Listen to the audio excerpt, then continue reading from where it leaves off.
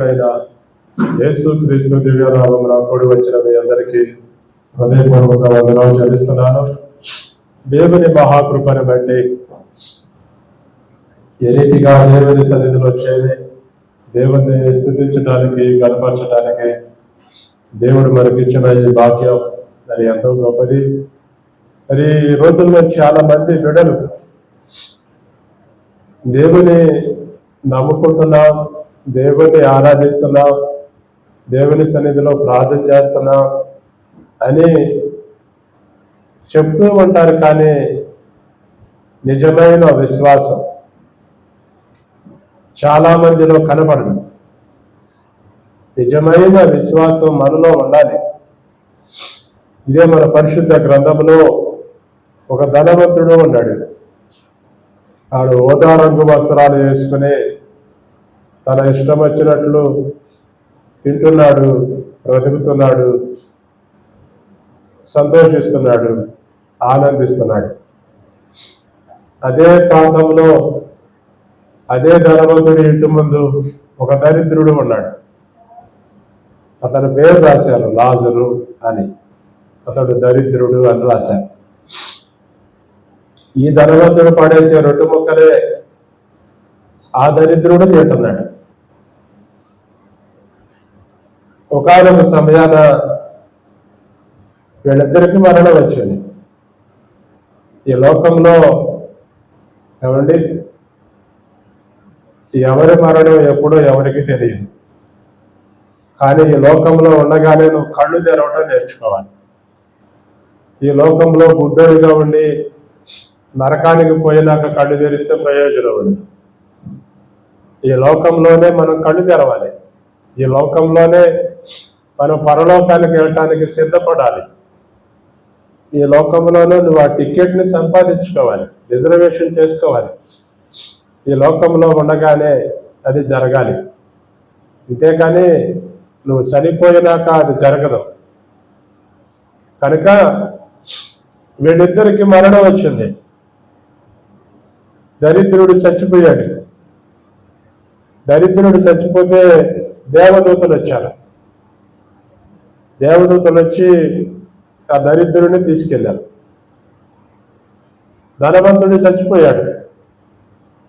చచ్చిపోయి వాడు పాతాళానికి వెళ్ళి యాతన పడుతున్నాడు. పాతాళానికి పోయి అప్పుడు కళ్ళు తెరిచాడు. కళ్ళు తెరిచి తండ్రివైన అబ్రహామా అని కేకేశాడు. ఈ లోకంలో ఉన్నప్పుడేమో దేవుని వైపు చూడరు. ఏమండి, దేవుని వైపు చూడరు, దేవునికి మొరపెట్టరు. ఎలా ఉంటారు ఈ లోకంలో ఉన్నప్పుడు? ప్రాణమా, తినుము, తాగుము, సుఖించు. ఈ లోకంలో ఉన్నంతసేపు ఈ ప్రాణానికి సంతోషాన్ని ఇస్తారు, ఆనందాన్ని ఇస్తారు. ఏమండి, దీనికి కావలసినవన్నీ పెడతారు, కానీ అసలు కావాల్సింది మాత్రం పెట్టరు. వీడు దానికి కావాల్సిందంతా పెడుతున్నాడు. పెట్టి చచ్చాడు. చచ్చి పాతాళంలోనికి పోయాడు. పాతాళంలోనికి పోయి కన్నులెత్తి, ఏమండి, కళ్ళు తెరిచి మెడ పైకెత్తి చూస్తున్నాడు. చూస్తే పైన అబ్రహాము, అబ్రహాముకి పక్కనే ఆడుకునే ఉన్న లాజరు చూశాడు. వాళ్ళిద్దరిని చూశాడు. చూసి కేకేసి అడుగుతున్నాడు, తండ్రి అబ్రహామా, అదిగో నీ రొమ్మును ఆనుకుని ఉన్న లాజర్ని ఇదిగో చిటికిన వేలుతో ఒక చుక్క ముంచి నా నాలుకని చల్లార్చమను అంటాడు. భూమి మీద ఉన్నప్పుడేమో ఇష్టం వచ్చినట్లు బ్రతికాడు, ఇష్టం వచ్చినట్లు తిన్నాడు, ఇష్టం వచ్చినట్లు పారవేశాడు. ఏమండి, చచ్చిపోయినాక ఒక్క చుక్క, ఏమండి, మనం నీళ్ళల్లో ముంచి ఏలుని నీళ్ళల్లో ముంచి లేపితే ఒక చుక్క మనిషికి దాహాన్ని తీరుస్తుందా? తీర్చదు. కానీ అతడు ఇదే అడుగుతున్నాడు, ఒక చుక్క ఆ నాలుక మీద వేయమని. ఒక్క చుక్క కోసం ఆశపడ్డాడు. చుక్క కోసం ఆశపడితే, అరే అబ్బాయి, మేము అటు రాలేవు, నువ్వు ఇటు రాలేవు. నువ్వు భూలోకంలో ఉన్నప్పుడు నీ ఇష్టం వచ్చినట్లు తిని, నీ ఇష్టం వచ్చినట్లు తాగి, నీ ఇష్టం వచ్చినట్లు సంతోషపడ్డావు. కానీ ఇతడైతే నిందలు భరించి, బాధలు భరించి, కష్టాలు భరించి దేవుని వైపు వచ్చాడు. అందుకనే ఇతనికి సంతోషం, నీకు యాతన. రాట వీలుపడదు అన్నాడు. అని, అయ్యా, ఇలాంటి యాతనకరమైన ప్రాంతానికి రాకుండా ఉండటానికి నాకు 5 సహోదరులు ఉన్నారు. 5 సహోదరులు ఉన్నారు. ఎవరన్నా వెళ్ళి వాళ్ళకి చెబితే వాళ్ళు మారు మనసు పొందుతారు, ఈ నరకానికి రాకుండా అన్నాడు. అంటే అప్పుడు ఆయన అన్నాడు, ప్రవక్తలు ఉన్నారయ్యా, మోషే ఉన్నాడు, అక్కడున్న దేవుని సేవకులు వాక్యం చెప్పినారు, వాళ్ళ మాట వింటే చాలు వాడు పరలోకం వస్తాడు. కాదయ్యా, ఇక్కడ నుంచి ఎవడన్నా వెళ్ళి వాళ్ళకి కనపడితే వాడు మారుమచ్చు పొందుతాడు అంటున్నాడు. యేసయ్య ఈ లోకంలోనికి వచ్చి చనిపోయి పునరుద్ధారుడై ఏమంటే చాలా మందికి కనపరుచుకున్నాడు. కానీ ఎంతమంది నమ్మారు? ఎంతమంది నమ్ముతున్నారు? వీడు చెప్తున్నాడు అన్నమాట. ఒకవేళ ఇప్పుడు యేసయ్యే ఏమండి పరలోకం నుండి దిగొచ్చిన ఎంతమంది నమ్ముతారు? ఎంతమంది నమ్మేవాళ్ళు ఉన్నారు? దేవుడే దిగొచ్చి చెప్పినప్పుడు నమ్మరు. ఏమండి ఈ రోజుల్లో చాలా మంది అలా తయారైపోయారు. కారణం ఏంటంటే అంధకారమైన మనసుని కఠినం చేసుకుని అంధకారంలో బ్రతుకుతున్నారు. ఇదే సంతోషం అనుకుంటున్నారు, ఇదే ఆనందం అనుకుంటున్నారు, ఇదే పరలోకం అనుకుంటున్నారు. అనుకుని ఇక ఇదే జీవితం అనుకుని దాంతో బ్రతుకుతున్నారు. ఇదే జీవితం అనుకుని బ్రతికే వారికి ఇది అంధకారమని దేవుడు చెప్తున్నాడు. కనుక నీవు ఎప్పటికైనా కళ్ళు తెరిచి ఏది సత్యం ఏది అసత్యం అని తెలుసుకోకపోతే యాతన పడాల్సి వస్తుంది, కష్టాలు పడాల్సి వస్తుంది, బాధలు పడాల్సి వస్తుంది. నీవు ఇప్పుడు కేకేయకుండా, ఇప్పుడు కళ్ళు తెరవకుండా ఎక్కడికో పోయి కేకేస్తే, ఎక్కడికో పోయి కళ్ళు తెరిస్తే ప్రయోజనం ఉండదు. నీలో దీపం ఉండగానే నువ్వు నీ ఇల్లు చక్కబెట్టుకోవాలి. దీపం ఆరిపోయినాక ఇల్లు చక్కబెట్టడం కాదు కదా, నువ్వేమీ చేయలేవు. కనుక మనం చదువుదాం. ఎఫెసీయులకు రాసిన పత్రిక, అపోస్తలుడైన పౌలు ఎఫెసీయులకు రాసిన పత్రిక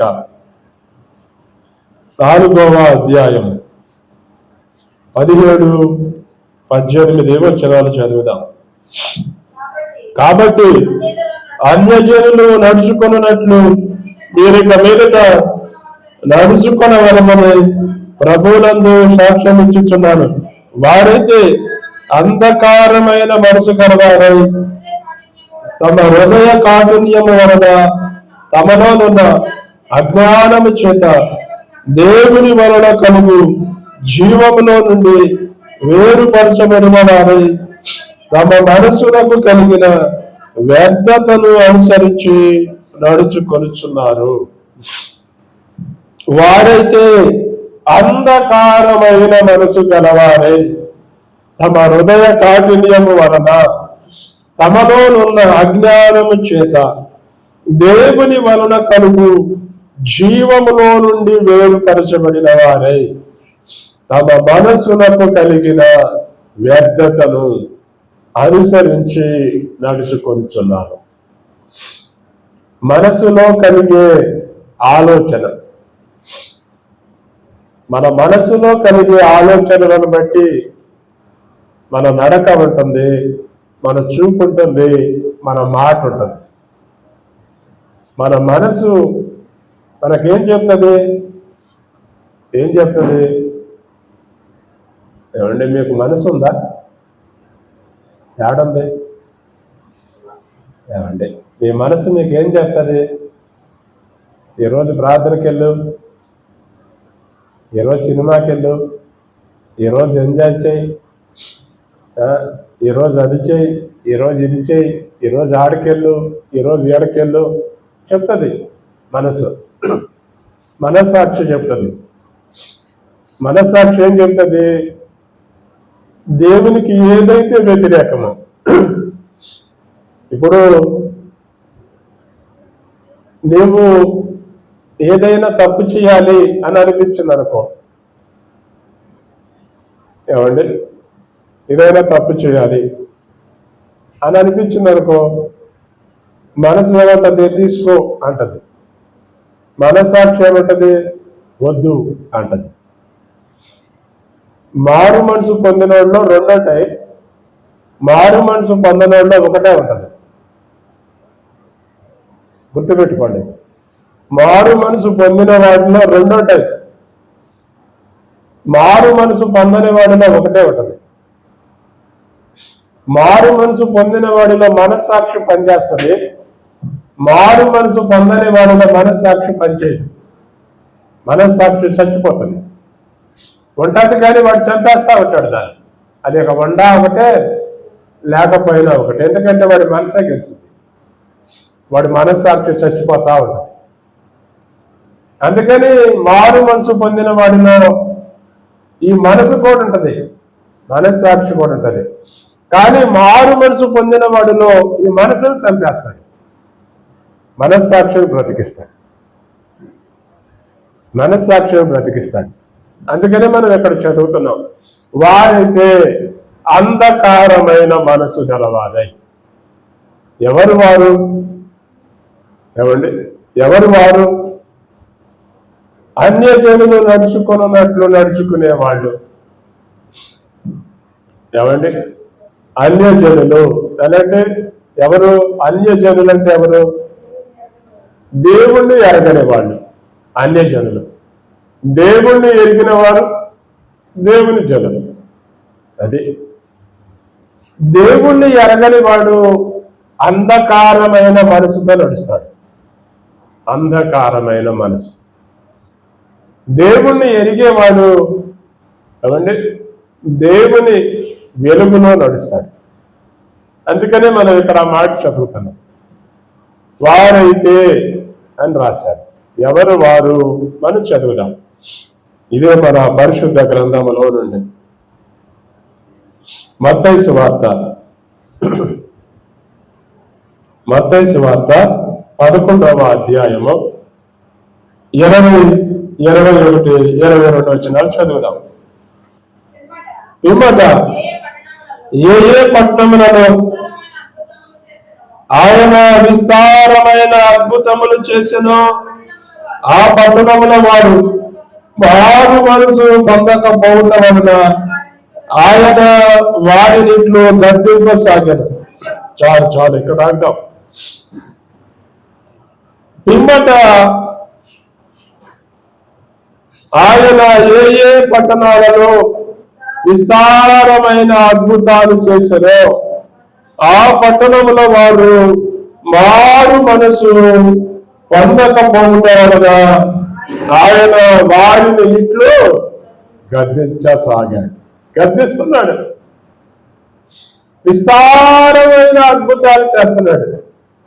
ఏమండి మన జీవితాల్లో, మన కుటుంబాల్లో దేవుడు ఎన్ని అద్భుతాలు చేస్తున్నా మన మనసు మారటం లేదు, మన మనసు దేవుని వైపు చూడటం లేదు. కారణం ఏంటి? మన మనసులో అంధకారం ఉంది. మన మనసు అంతా చీకటితో నిండిపోయింది, పాపంతో నిండిపోయింది, కోరికలతో నిండిపోయింది.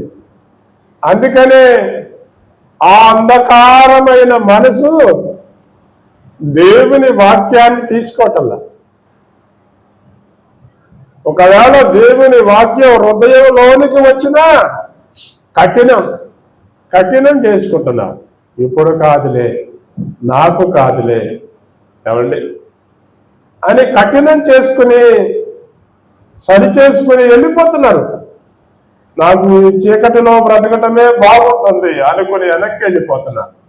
చీకటి బ్రతుకుతున్నారు. ఏమండి అందుకనే ఇక్కడ మనం చదువుతున్నాం, అంధకారమైన మనసు. ఏంటి అంధకారమైన మనసు? ఏమండి ఏంటి అంధకారమైన మనసు? ఏంటి? ఫరో. ఏమండి ఫరో తెలుసుగా మనకి. ఫరో మనకి తెలుసు, ఐగుప్తు దేశానికి రాజు. ఐగుప్తు దేశానికి రాజైన అతని దగ్గరికి దేవుడు మోషేని పంపించాడు. మోషే, నువ్వు వెళ్ళి ఐగుప్తులో ఉన్న ఇశ్రాయేలీలను తీసుకొని రా అని పంపించాడు. పంపిస్తే మోషే వెళ్ళాడు ఐగుప్తు దేశానికి. అయ్యా, ఇదిగో నా ప్రజలను నాతో పంపించు అన్నాడు. నవ్వాడు, ఎగతాళి చేశాడు, హేళన చేశాడు. నువ్వెవడోరా? నువ్వు చెప్పే నీ దేవుడు ఎవడురా? నాకు తెలీదు, నేను పంపించను అన్నాడు. అనేసరికి దేవుడు అక్కడ 10 తెగుళ్ళు, ఏమండి 10 అద్భుతాలు చేశాడు. ఆడ 10 తెగుళ్ళు ఐగుప్తు దేశం మీదకి రప్పించాడు.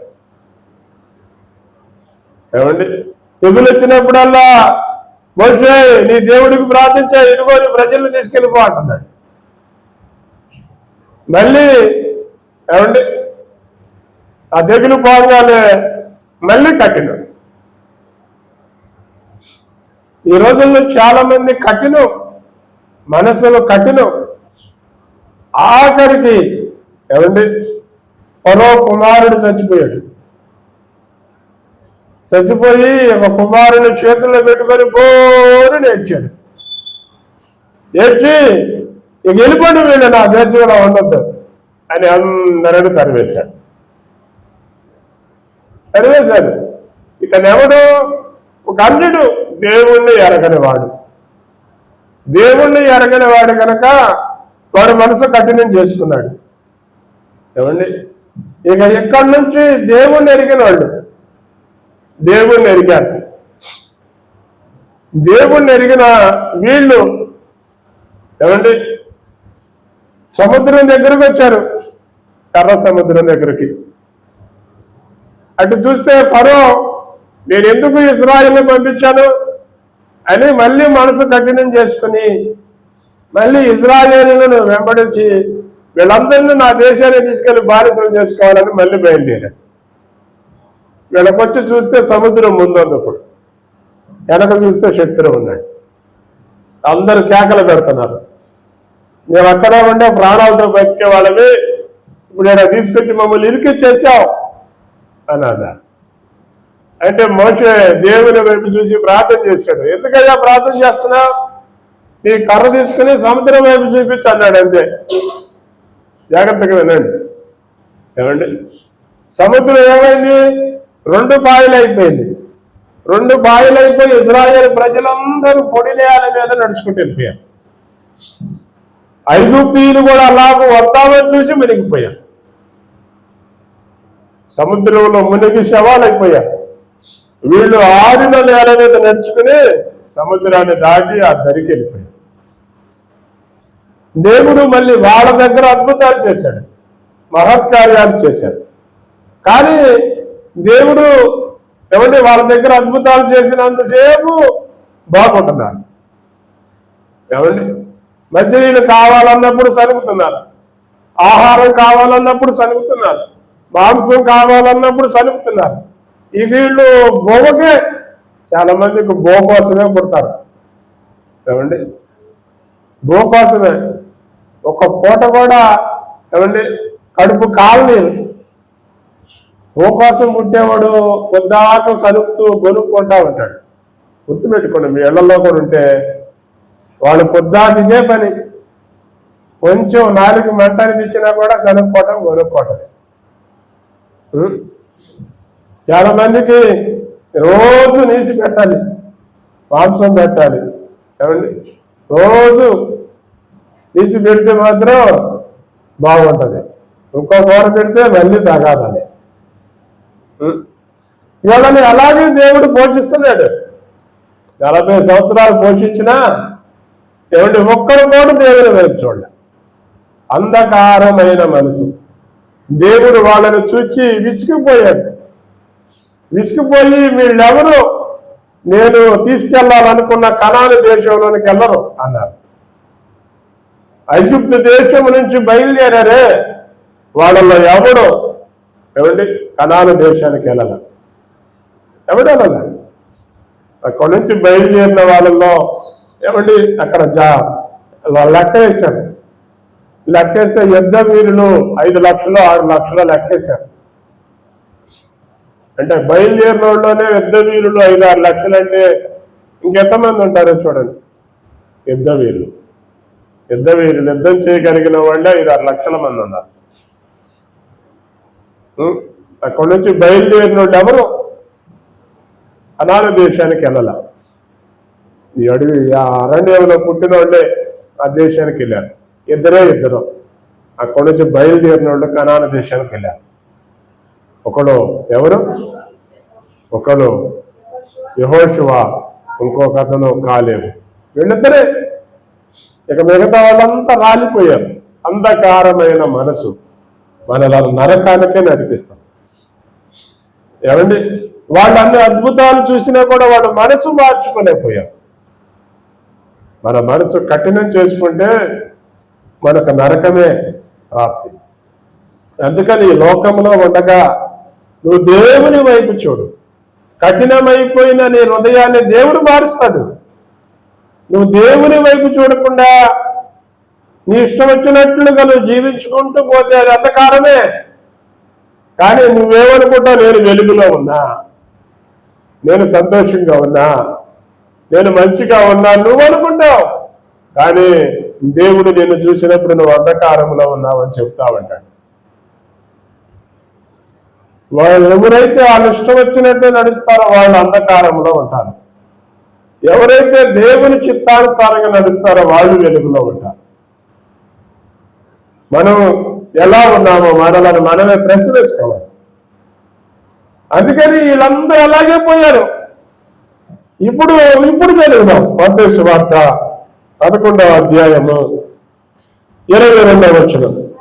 అయ్యో కొరాజీనా, అయ్యో బెత్సైదా, మీ మధ్యలో చేయబడిన అద్భుతాలు తూరు సీదోను పట్టణములలో చేయబడిన ఎడల ఆ పట్టణపు వారు పూర్వమే గోరె పట్ట కట్టుకొని గోడిద వేసుకొని బాగా మనసు పొంది ఉండరు. విమర్శ దినమందు నీ గతి కంటే తూరు సీదోనుల పట్టణపు వారి గతి వారు వదలై ఉండనని వాళ్ళతో చెప్పాడు. యేసయ్య చెబుతున్నాడు ఈ మాటలో. ఎవరితో చెబుతున్నాడు? అక్కడున్న ఇజ్రాయేలు ప్రజలతో. ఇజ్రాయేలు ప్రజల మధ్య యేసయ్య ఎన్నో అద్భుతాలు చేశాడు. ఎన్ని అద్భుతాలంటే పక్షవాయువు గలవాడిని మోసుకొస్తే నేను లేచి నడిచెళ్ళంటే నడిచి వెళ్ళిపోయాడు. వ్యాధిగ్రస్తుడు ఏమండి బెతెస్దా కోనేటి దగ్గర వ్యాధిగ్రస్తుడు అంటే నీ పరుపు తీసుకుని వెళ్ళిపోవాలంటే వెళ్ళిపోయాడు. కుంటోడు అయ్యా నా కాళ్ళు పోయినాయి అంటే వాడికి కాళ్ళు ఇచ్చాడు. వంగిపోయిన స్త్రీ 18 సంవత్సరాల నుంచి వంగిపోయిన స్త్రీ ఉంటే నువ్వు దిగ్గునా స్ట్రైట్ గా ఉండు అంటే అవి స్ట్రైట్ గా ఉండిపోయింది. దెయ్యాల పెట్టిన వాళ్ళు, చచ్చిపోయిన వాళ్ళు, ఏమంటే అద్భుతాల మీద అద్భుతాలు యేసయ్య ఆ పట్టణాల్లో చేశాడు. ఆ పట్టణాల్లో చేస్తే వాళ్ళు మారు మనసు పొందలేదండి. మారు మనసు పొందల. ఎందుకు పొందలేదంటే వాళ్ళు ఆయనను నమ్మదు. అది యేసయ్యను నమ్మకుండా హృదయాన్ని కఠినం చేసుకున్నారు. హృదయాన్ని కఠినం చేసుకునే వాళ్ళ పరిస్థితి భయంకరం. అందుకనే యేసయ్య వాళ్ళతో చెప్తున్నాడు, అయ్యో కొరాజీనా, అయ్యో బెత్సైదా, మీ మధ్య చేయబడిన అద్భుతాలు తూరు సీదోను పట్టణాల్లో చేస్తే బాగుండేది. ఏమండి తూరు సీదోను పట్టణాల్లో చేస్తే వాళ్ళు గోడె పట్ట కట్టుకుని బూడిద వేసుకుని నా వైపు చూసి ప్రార్థన చేసేవాడు. నేను మీ మధ్య ఇన్ని అద్భుతాలు చేస్తే, ఇన్ని మహత్కార్యాలు చేస్తే, ఇంతగా మీకు సువార్తలు చెబుతుంటే ఎందుకు మీరు కఠినమైపోతున్నారు? రేపు ఒక దినం రాబోతుంది, నీకు తీర్పు జరగబోతుంది. అప్పుడు నువ్వు ఎక్కడుంటావు? పరదేశంలో ఉంటావా, పాతాళంలో ఉంటావా? ఎక్కడుంటాం మనం? ఈ లోకంలో ఉండగా కళ్ళు మూసుకుంటే, ఈ లోకంలో ఉండగా ఇష్టానుసారంగా బ్రతికితే మనము పాతాళానికే పోతాం. అందుకని యేసయ్య మనతో చెప్తున్న మాట ఒక్కటే, ఈ లోకంలో ఉండగానే మనం కళ్ళు తెరవాలి, దేవుని వైపు చూడాలి, దేవుని వైపు చూసి దేవునికి మొరపెట్టాలి. కానీ ఈ రోజుల్లో చాలా మంది దేవుని వైపు చూడాల, వాళ్ళు ఒక దేవుణ్ణి చేసుకుంటున్నారు. ఏమండి, మాకు ఒక దేవుడు అన్నాడు, నువ్వు మాకొద్దు అని నెట్టేస్తున్నారు. అదేంటో చదివి ముగించేద్దాం. ఇదే రోమీయులకు రాసిన పత్రిక, రోమా పత్రిక 1వ అధ్యాయము 21వ వచనం. రోమా పత్రిక 1వ అధ్యాయము. మరియు వారు దేవుని ఎరిగి ఆయనను దేవునిగా మహిమపరచలేదు, కృతజ్ఞతాస్తుతులు చెల్లింపలేదు గాని తమ వాదముల యందు వ్యర్థులైంది. వారి అవివేక హృదయము అంధకారవాదము, తాము జ్ఞానులమని చెప్పుకొంచు బుద్ధిహీనులైంది. వారు అక్షయమకు దేవుని మహిమను క్షయమకు మనుషుల యొక్కయు పక్షుల యొక్కయు చతుష్పాద జంతువుల యొక్కయు పురుగుల యొక్కయు ప్రతిమా స్వరూపములుగా మార్చిరి. యేసయ్య చెబుతున్నాడు ఈ మాటలో. ఏమని చెబుతున్నాడు? వారు దేవుని ఎరిగి ఆయనను దేవునిగా మహిమపరచలేదు. నీకు దేవుడు ఎవరో తెలుసు, రక్షకుడు ఎవరో తెలుసు, విమోచకుడు ఎవరో తెలుసు, నీ కోసం ఈ లోకానికి ఎవరు వచ్చారో తెలుసు, నీ కోసం ఈ లోకంలో ప్రాణం ఎవరు పెట్టారో తెలుసు. అయినప్పటికీ నీవు దేవుణ్ణి దేవునిగా మహిమపరచకుండా, దేవుణ్ణి దేవునిగా స్తుతించకుండా ఏం చేస్తున్నావు? ఒక ప్రతిమను తెచ్చుకుంటున్నావు. ఒక ప్రతిమను ఇక్కడ అదే రాశాడు. ఆ ప్రతిమ ఏంటి? ఆ ప్రతిమ ఏంటి? వారు అక్షయమగు దేవుని మహిమను క్షయమగు మనుషుల యొక్కయు. ఏమండి, ఒక మనుషుణ్ణి దేవుడిగా పెట్టుకుంటున్నారు. మనిషి ఎప్పటికీ దేవుడు అవ్వలేడు, గుర్తుపెట్టుకోండి. ఈ రోజుల్లో చాలా మందికి మనుషులు దేవుళ్ళు అయిపోయారు. చాలా మంది మనుషులు వచ్చి నేను దేవుణ్ణి, నేను అవతార పురుషుణ్ణి, నేను అవతారం అని చెప్పి మనుషులను మోసం చేస్తున్నారు. కానీ మనుషులు గుడ్డోళ్ళు కదా, అంధకారంలో ఉన్నారు కదా, నిజమే అని నమ్ముతున్నారు. చాలా మంది యేసయ్య అని యేసయ్య ఫోటో పెట్టుకుంటున్నారు. యేసయ్య ఫోటో పెట్టుకున్నా కూడా అది విగ్రహమే. యేసయ్య సిలువను పెట్టుకున్నా కూడా అది విగ్రహమే. గుర్తుపెట్టుకోండి. ఇక్కడ మనం అదే చదువుతున్నాం. చాలా మంది మనుషులను దేవుడిగా పూజిస్తున్నారు. రెండవది పక్షులను పూజిస్తున్నారు, చతుష్పాద జంతువులు. ఏమండి, 4 కాళ్ళు కలిగిన జంతువులను పూజిస్తున్నారు. మరియు పురుగులను కూడా పూజిస్తున్నారు. ఏమండి, ప్రతిమా స్వరూపాలుగా మారుస్తున్నారు. నీలో ఉన్న అంధకారం, నీలో ఉన్న గుడ్డితనం నిన్ను అలా మార్చేస్తుంది, నిన్ను అటు నడిపిస్తుంది. కనుక నీవు ఇప్పటికైనా గుర్తించు, నీ కోసం ప్రాణం పెట్టిన వాడు యేసయ్య. నీ కోసం ఈ లోకానికి ఆదరణ కర్తను, పరిశుద్ధాత్మను నీ కోసం ఈ భూలోకానికి పంపించాడు.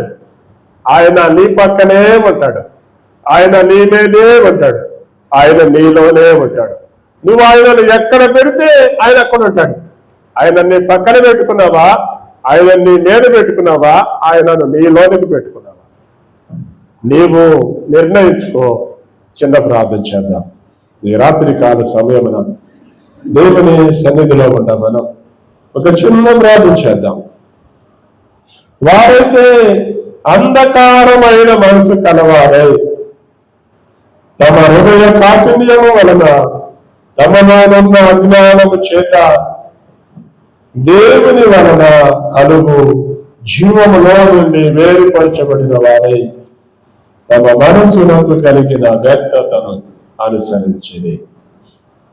అంధకారమైన మనసు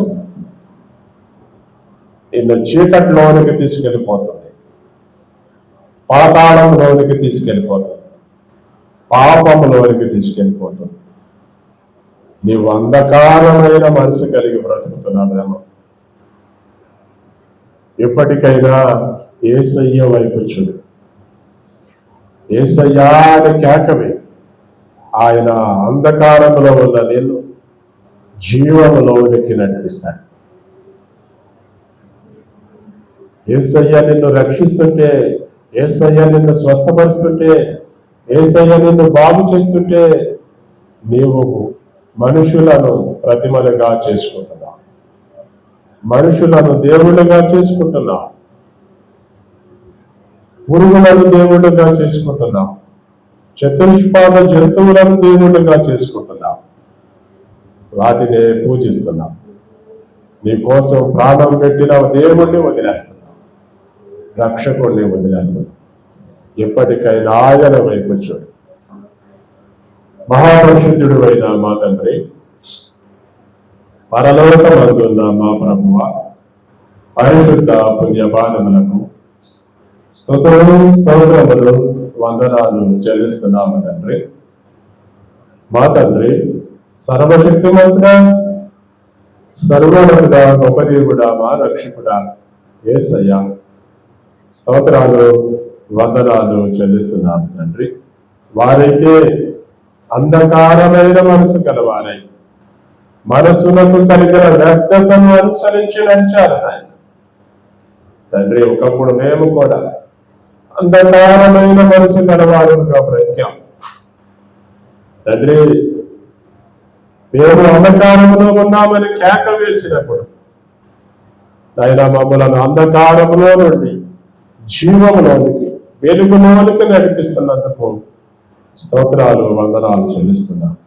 ఈ రాత్రి కాల సమయంలో కూడి వచ్చిన ప్రతి ఒక్కరిని మీరు దర్శించండి, ప్రతి ఒక్కరిని మీరు తాకండి, ప్రతి ఒక్కరిని మీరు చూడండి ప్రభువా. ఈ బిడ్డలను జీవములోనికి నడిపించండి నాయన, వెలుగులో నడిచేవారిగా తండ్రి. ఈ కృపలో, మీ దయలో కొనసాగులంటూ మీ బిడ్డలను మీరు జ్ఞాపకం చేసుకొని ఆశీర్వదించండి. సర్వశక్తివంతుడు, సర్వోన్నతుడు, గొప్ప దేవుడు, మా రక్షకుడు యేసు క్రీస్తు నామమున అడుగుచున్నాము తండ్రి, ఆమేన్. ఇప్పుడు మన తండ్రి దేవుని దయ, ఆయన కుమారుడైన యేసు క్రీస్తు యొక్క కృపై, పరిశుద్ధాత్మని అన్యోన్య సహవాసం, సమాధానము, సంపూర్ణ దీవెన ఎప్పుడూ ఎల్లప్పుడూ దేవుని మహాకృప మనకును, మన కుటుంబాలకును, సకల పరిశుద్ధులకు సదాకాలం తోడయుండి నడిపించి దీవించి ఆశీర్వదించునుగాక. ఆమేన్, ఆమేన్, ఆమేన్. మీ అందరికీ వందనాలు.